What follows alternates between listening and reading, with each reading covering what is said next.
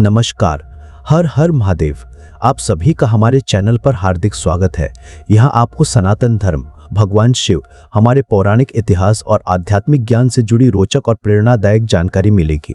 अगर आप सनातन धर्म में आस्था रखते हैं तो कमेंट में हर हर महादेव अवश्य लिखें। साथ ही वीडियो को लाइक करें और चैनल को सब्सक्राइब करना ना भूलें। तो आइए बिना किसी देरी के शुरू करते हैं आज का यह अद्भुत वीडियो। हर हर महादेव।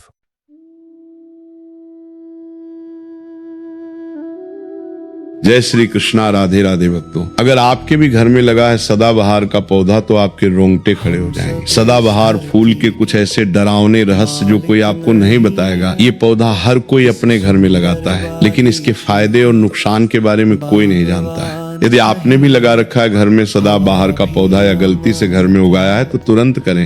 ये काम नहीं तो बहुत पछताओगे। सदाबहार के पौधे में होती है ये एक चीज, आज ही जान लो गलती से। अगर आपने भगवान को चढ़ा दिया है तो जरूर देखें दोस्तों। सबसे पहले तो वीडियो को लाइक कर दें। लाइक करने का कोई चार्ज नहीं लगता। आज की वीडियो बहुत ही सुंदर है। पहले वीडियो को लाइक करें और खूबसूरत वीडियो का लाभ उठाएं। दोस्तों आपको बता दें, जितने भी धनवान व्यक्ति हैं, जितने भी पैसे वाले लोग हैं, उन सभी के घरों में आपको ये पौधा 100% मिलेगा।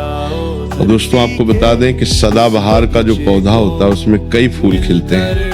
इसी के साथ आपको बता दें कि सदाबहार का पौधा होता है वो बहुत आसानी से उग जाता है और इसे कहीं पर भी आप बहुत आसानी के साथ उगा सकते हैं। दोस्तों आपको बता दें सबसे बड़ी बात कि ये जो सदाबहार के रंग बिरंगे फूल है ना, ये आपकी किस्मत को बदल देंगे।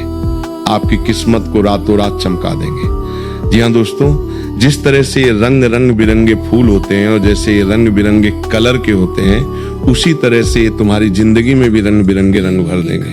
दोस्तों आप एक बार इस पौधे के उपाय को जरूर आजमा कर देखें और इसके लाभ भी आप स्वयं देख लेंगे। अगर आप भी अपने जीवन में बहुत मेहनत करते हैं, बहुत प्रयास कर रहे हैं जिंदगी में सफल होने का, मगर सफल नहीं हो पा रहे हैं, बार बार आपको असफलता का मुंह देखना पड़ रहा है, आप बार बार निराश हो रहे हैं, तब तो आपको ये उपाय जरूर ही कर लेना चाहिए। अगर कोई व्यक्ति कोई अपना व्यापार शुरू करता है, कोई काम शुरू करता है और अगर उसे उसमें नुकसान होने लगे और उसका वो व्यापार न चले तो व्यक्ति बहुत परेशान हो जाता है और वो सोचने लगता है कि अब इस व्यापार को मैं बंद ही कर देता हूँ। अब इस काम को करने से कोई फायदा नहीं है। जब इस काम से मुझे कोई मुनाफा ही नहीं हो रहा है, मेरी आर्थिक स्थिति अच्छी हो ही नहीं पा रही है, फिर व्यक्ति परेशान होकर सोचता है कि चलो हटाओ, रहने दो, इस काम को अब हम हटा देते हैं, बंद कर देते हैं, कोई दूसरा काम कर लेते हैं।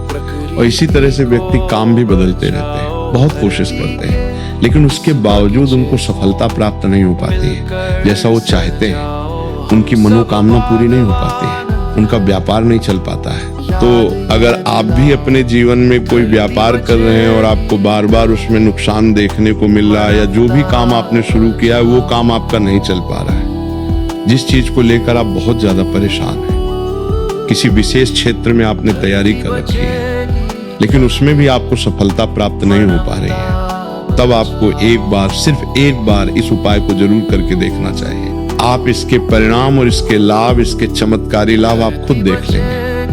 इसी के साथ दोस्तों इस उपाय को वो लोग भी कर सकते हैं जिनके सर पर बहुत याद कर्जा हो गया है, या जिसने किसी से बहुत ज्यादा उधार पैसा नहीं लिया है और वो सुधार को चुकाने में सक्षम नहीं है, चुका नहीं पा रहे हैं। लेकिन कभी कभी होता यह है कि व्यक्ति चाहे कितनी भी मेहनत कर ले, उसके बाद उसको सफलता प्राप्त नहीं हो पाती है। और दूसरी तरफ ऐसे भी लोग होते हैं जो दिन रात मेहनत करके धन कमाते हैं, लेकिन उनके हाथ में धन आते ही बहुत तेजी के साथ वो उनका चला जाता है। कभी बीमारियों में वो पैसा चला जाता है तो कभी किसी अन्य चीज में वो पैसा उनका चला जाता है। कुल मिला के आप कह सकते हैं कि उनका जो धन है वो अच्छे कार्य में कम जाता है, लेकिन बीमारियों में और बुरे कार्यों में ज्यादा उनका वो धन बर्बाद हो जाता है, जिसको लेकर वो बहुत परेशान रहते हैं और महीना खत्म होने से पहले ही उन्हें किसी न किसी से उधार लेना पड़ जाता है। और देखिए, उधार व्यक्ति कभी भी अपनी मर्जी से तो लेता नहीं है। जब व्यक्ति के ऊपर बहुत ज्यादा परेशानी आ जाती है, उसके जीवन में बहुत सारे कष्ट आ जाते हैं, जिसके चलते उस व्यक्ति को अपना घर चलाने के लिए बहुत सारी आवश्यकताएं ऐसी होती हैं जिन्हें पूरा करना व्यक्ति का दायित्व होता है। जिसके चलते वो किसी न किसी से पैसा धार ले लेता है, ये सोचकर कि अगले महीने उस पैसे को मैं चुका दूंगा। लेकिन जैसे ही अगला महीना आता है, समस्याएं और परेशानियां खत्म होने का नाम ही नहीं लेती हैं, जिसके चलते उसके सर पर कर्जा बढ़ता ही चला जाता है और वो उस कर्ज को चुकाने में धीरे धीरे असम होता चला जाता है। उस कर्ज को चुकाने में उसे बहुत दिक्कतों का सामना करना पड़ता है, या कभी कभी व्यक्ति इतना ज्यादा भी कर्ज में डूब जाता है कि उसकी उस बस के बाहर हो जाता है। कर्जे को अपने स्तर से उतारना। जी हाँ दोस्तों, तो अगर आपके जीवन में भी ऐसी कोई समस्या है तो आपको ये उपाय जरूर ही कर लेना चाहिए दोस्तों। और हम आपको बताएंगे ऐसे चमत्कारी फूल के बारे में, ऐसे लाभदायक फूल के बारे में जिसका उपाय यदि आप कर लेते हैं तो आप खुद देखेंगे कि कितने ज्यादा चमत्कारी लाभ उस पौधे के हैं। यदि इसका सही प्रकार से उपयोग किया जाए, उपाय किया जाए और भगवान को ये फूल अर्पित कर दिया जाए तो यकीन मानिए आपके जीवन के सारे कष्ट, सारी परेशानियां तो दूर हो ही जाएंगी, साथ ही साथ जो भी आपकी मनोकामना है वो बहुत जल्दी पूरी हो जाएगी। इसी के साथ दोस्तों, आपके जीवन में अगर धन से जुड़ी समस्याएं बन चुकी हैं, आपके जीवन में धन आना बंद हो गया है, अगर आप चाहते हैं कि आपके जीवन में, आपके घर में धन की वर्षा होने लगे, तो आपको कुछ भी नहीं करना है, सिर्फ इस पौधे को अपने घर में लेके आना है। और जब आप इस पौधे को अपने घर में लेके आएंगे, अपने घर में लगाएंगे, तो ये खुद ही धन को खींच कर आपके घर में ले आएगा। दोस्तों, इस उपाय को करने के बाद जब भी आप जो काम करेंगे उसमें आपको सफलता प्राप्त होगी। और इस उपाय को करने के बाद यदि आप मिट्टी भी बेचने जाएंगे ना, तो उससे भी आपको कई गुना लाभ प्राप्त होगा। तो आज की वीडियो में हम आपको 3 से 4 उपाय ऐसे बताएंगे जो सदाबहार फूल के ही उपाय हैं, और जिन उपायों को यदि आप कर लेते हैं तो आपको कई गुना लाभ उपायों का मिल जाएगा। तो आपको सिर्फ इतना करना है कि आपको जो भी उपाय हम आपको बताएंगे उन्हें बहुत ध्यानपूर्वक सुनना है और उपायों को अच्छे से समझ के करना है, जिससे कि आपसे कोई भूल चूक ना हो। बिल्कुल अच्छे से आप वीडियो को पूरा देखें, और उपायों को तभी करें जब आप वीडियो को पूरा देख लें और उपायों को अच्छे से समझ लें, तभी आपको ये उपाय लाभ देंगे। इसी के साथ दोस्तों, कमेंट सेक्शन में सबसे पहले जयकारा लगा दें। आप चाहें तो अपने इष्ट देव का जयकारा लगा दीजिए, किसी का भी आप जयकारा लगाएं, लेकिन जयकारा जरूर लगाएं। और अगर आप हमारे चैनल पर पहली बार आए हैं तो चैनल को जरूर सब्सक्राइब कर लें और वीडियो को लाइक जरूर कर दें। तो चलिए जल्दी से हम आपको बता देते हैं कौन कौन से हैं वो उपाय दें। कि ये तो आप सभी जानते हैं कि संसार में बहुत तरह के वृक्ष पाए जाते हैं और सभी वृक्षों का अलग अलग महत्व होता है।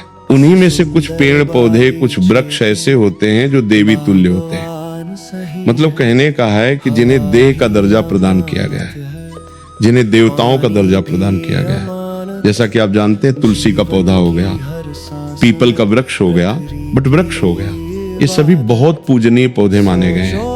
तो आपको बता दें कि कुछ वृक्ष ऐसे होते हैं जिनमें दा शक्ति होती है, जिनके अंदर बहुत अलौकिक चमत्कार होते हैं। अगर बात कर ले पीपल के पेड़ की, तो उसमें साक्षात श्री हरि विष्णु का वास माना गया है, और समस्त देवी देवताओं का वास भी पीपल के पेड़ के अंदर माना जाता है। और अगर हम बात करें शमी के पेड़ की, तो सभी का जो पेट होता है उसे शनिदेव की तरह ही देखा जाता है। कहा जाता है कि शनिदेव का उसमें वास होता है। और अगर बात करें आंकड़े की, तो यानी कि हम जब आंकड़े का पेड़ देखते हैं, उसे निहारते, तो ऐसा लगता है कि गजानन को हम निहार रहे हैं। बेल का पेड़ हो गया जो कि बहुत ही पूजनीय है, ये आप भी जानते हैं। तो आपको बता दें कि हर पेड़ की अपनी अपनी दिव्य शक्तियां होती हैं, अपने लाभ और अपने चमत्कार होते हैं। अब मान लीजिए किसी भी पेड़ की जिनमें दया शक्ति होती है, उनमें से किसी भी पेड़ की यदि हम सही प्रकार से पूजा कर लेते हैं, अच्छे से उपायों को कर लेते हैं, तो यकीन मानिए आप अपने जीवन की समस्त समस्याओं से छुटकारा पा सकते हैं और आप अपने जीवन में जो चाहें वो पा सकते हैं। बड़ी से बड़ी मनोकामना भी आप अपनी पूरी कर सकते हैं। और अगर हम बात करें सदाबहार के फूल की, तो सदाबहार एक ऐसा फूल है जो सदा खेलता रहता है, हमेशा ये खिला रहता है। इसी कारण इसे सदाबहार का फूल भी कहा जाता है। और इसीलिए दोस्तों, ये जो सदाबहार का फूल है, ये सदा के लिए आपके भाग्य को चमका सकता है, आपकी किस्मत बदल सकता है। तो इस फूल के बहुत सारे लाभ, बहुत सारे चमत्कार हैं। हम आपको बहुत ही सरल शब्दों में बताने का और समझाने का पूरा प्रयास करेंगे, जिससे कि आपको किसी समस्या का सामना ना हो, आप उपायों को बहुत अच्छे से समझ के अच्छे से कर सके। आप चाहें तो इनको लिख भी सकते हैं, और आप चाहें तो हमारी वीडियो को दोबारा भी देख सकते हैं, आपको उपाय अच्छे से समझ आ जाएंगे।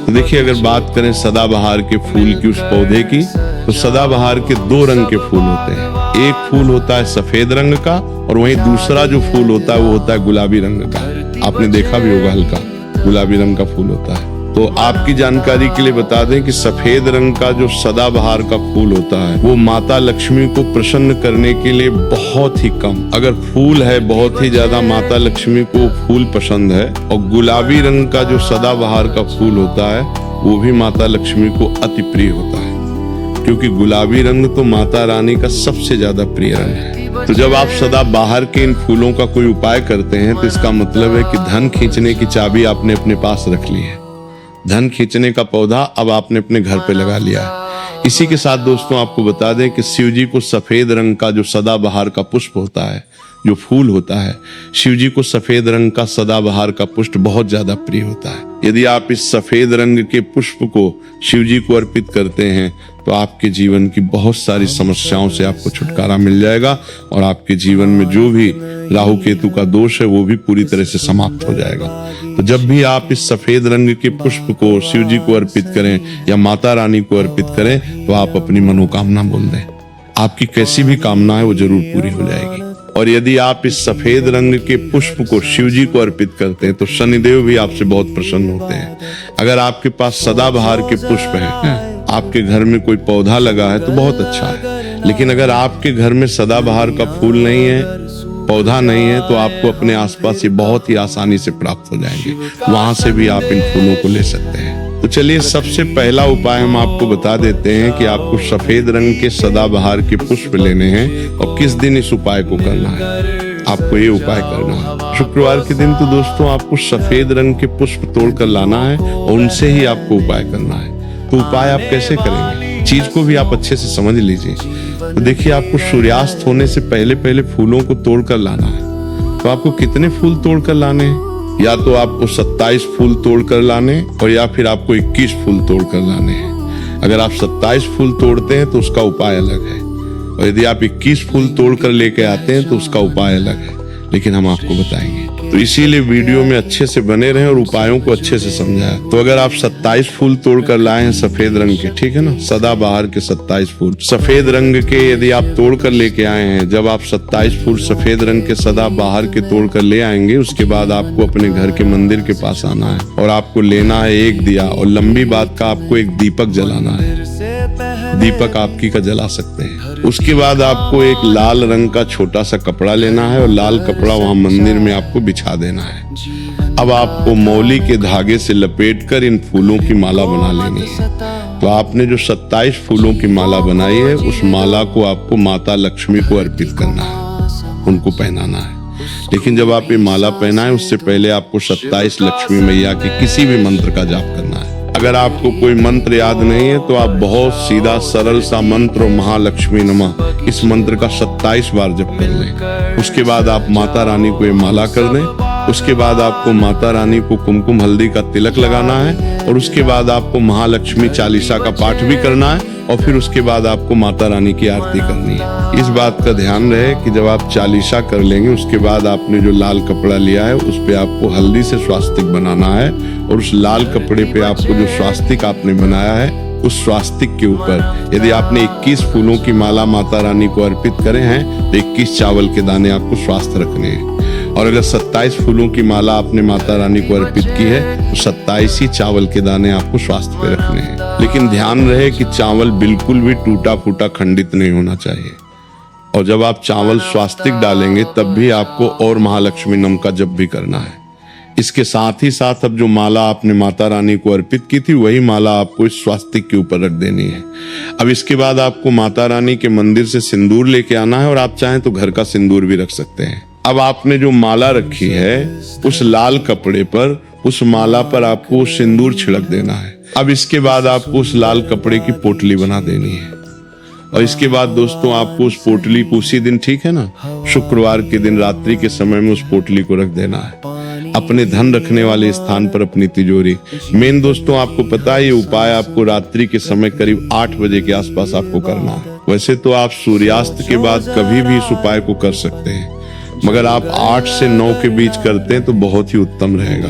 अगर आप 21 माला का उपाय ये कर रहे हैं तो आपको ये उपाय लगातार 5 शुक्रवार को करना है। मतलब एक शुक्रवार कर लिया, फिर उसके बाद दूसरे शुक्रवार कर लिया, तीसरे कर लिया, चौथे कर लिया, 5 में लगातार जो शुक्रवार पड़ेंगे 5 शुक्रवार तक आपको लगातार इस उपाय को करना है। और यदि आप 27 फूलों वाला उपाय कर रहे हैं तो आपको लगातार 4 शुक्रवार करना है।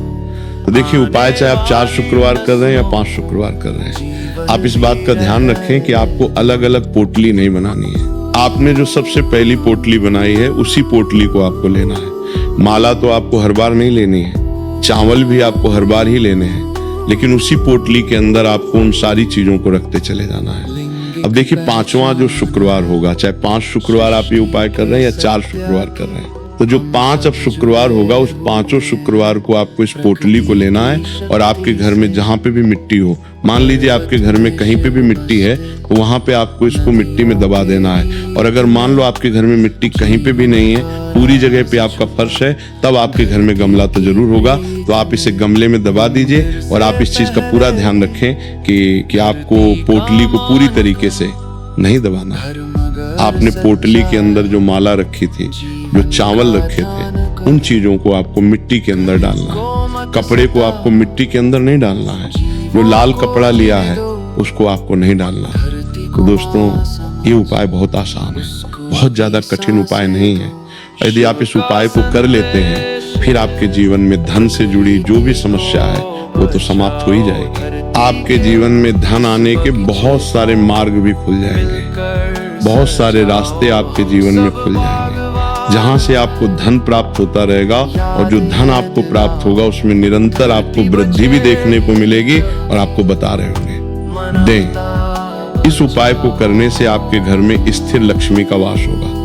तो देखिए, यदि आप 5 शुक्र वाला उपाय कर रहे हैं, 5 शुक्रवार वाला, तब तो आपको छठे दिन ये प्रक्रिया करनी है, छठे शुक्रवार को। और यदि आप 4 शुक्रवार वाला उपाय कर रहे हैं तो आपको 5वें शुक्रवार वाले दिन इस प्रक्रिया को करना है। ठीक है ना? इस बात को पूरी तरह से समझ लीजिए। तो दोस्तों, ये तो था पहला उपाय जो हमने आपको बताया। बहुत सरल शब्दों में हमने बताने का पूरा प्रयास किया है। अगर आपको फिर भी समझ में नहीं आया है तो आप कुछ भी हमसे कमेंट सेक्शन में पूछ सकते हैं। तो अगर आपने अभी तक हमारी वीडियो को लाइक नहीं किया है तो प्लीज वीडियो को लाइक कर दीजिए और कमेंट सेक्शन में जयकारा जरूर लगा दीजिए। तो चलिए अब बात कर लेते हैं दूसरे उपाय कि अगर मान लीजिए आपकी कोई विशेष मनोकामना है और आपकी कोई मनोकामना आप चाहते हैं कि पूरी हो जाए और बहुत लंबे समय से, बहुत ज्यादा वक्त से आपकी समस्या बनी हुई है, आपकी कोई मनोकामना है जो पूरी नहीं हो पा रही, तो आपको ये सरल सा उपाय जरूर कर लेना चाहिए।